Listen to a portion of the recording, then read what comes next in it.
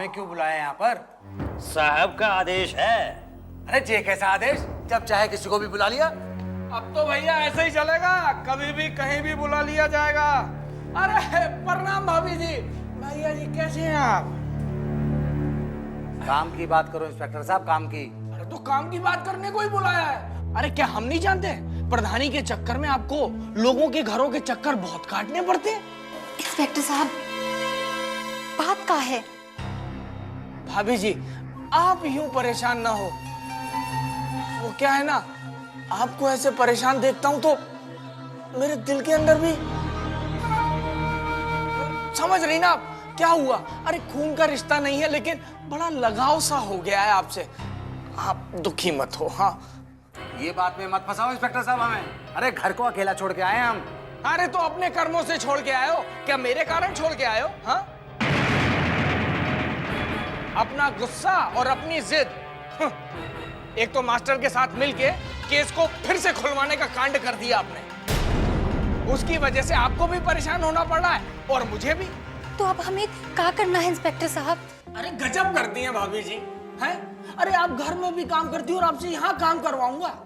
कुछ नहीं भाभी जी, वो मास्टर जी के चक्कर में पड़ के जो भैया ने केस खुलवाने का कांड किया ना, तो बस केस के सिलसिले में सवाल जवाब।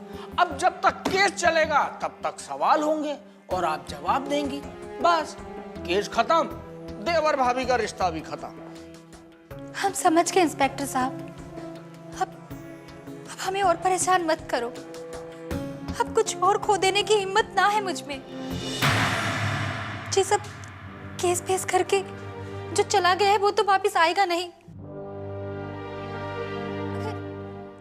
अगर इन्हें कुछ हो गया तो मैं जी ना सकूंगी इंस्पेक्टर साहब। अरे भाभी जी रोइए मत, नहीं तो मैं भी रो पड़ूंगा।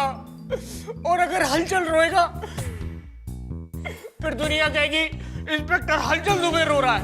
हाँ? भाभी जी जितना मुझे समझा रही उतना भैया को समझाइए।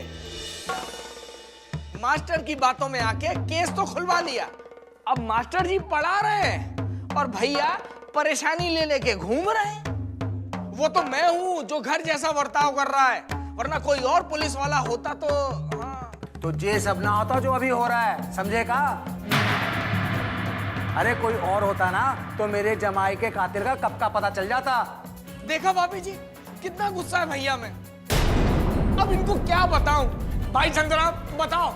रात भर में उठ के रोता रहता हूँ कि हाय मैं सुरेंद्र की आत्मा को कैसे शांति दिलाऊं, उसके कातिल को कहां से पकड़ के लाऊं। अरे पर वो सुरेंद्र का कातिल है, किसी पेड़ पे थोड़ी ना लटका है कि मैं जाऊं और उतार के ले आऊं। अरे जमाना जानता, जमाना कि इसके पीछे प्रधान का हाथ है। अरे जानने से कुछ नहीं होता। अगर मैं जानता होता तो सारा केस खत्म करके छुट्टी मना रहा होता। देखा भाभी जी भैया कितने भोले हैं, संभाल कर रखिए इन्हें, नजर लग जाएगी किसी की। काला टीका और लगा दिया। हमें जाने दो साहब। अरे ऐसे कैसे जाने दो भाभी?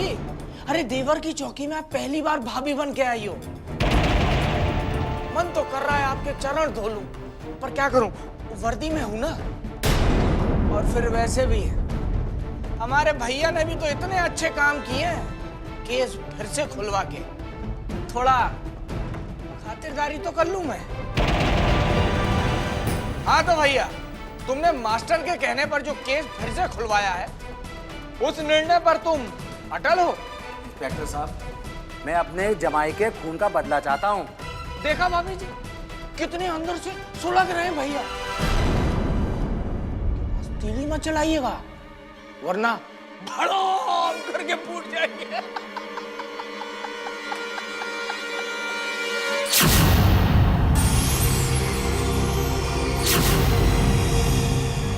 हाँ तो भैया किसी पर शक है आपको?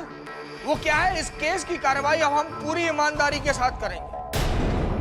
जो भी बोलिएगा जरा सोच समझ के बोलिएगा। सोचने समझने की जरूरत नहीं इंस्पेक्टर साहब। अरे प्रधान पे शक है, उसी ने सब ये कराया है। तो ठीक है, आज की सभा यहीं समाप्त होती है। अब आप लोग घर जाइए, आराम से सोइए। पुलिस अपना काम ईमानदारी से करेगी, ठीक है? चल माल संतराम जी भाभी को गेट तक छोड़ के आओ। जी साहब।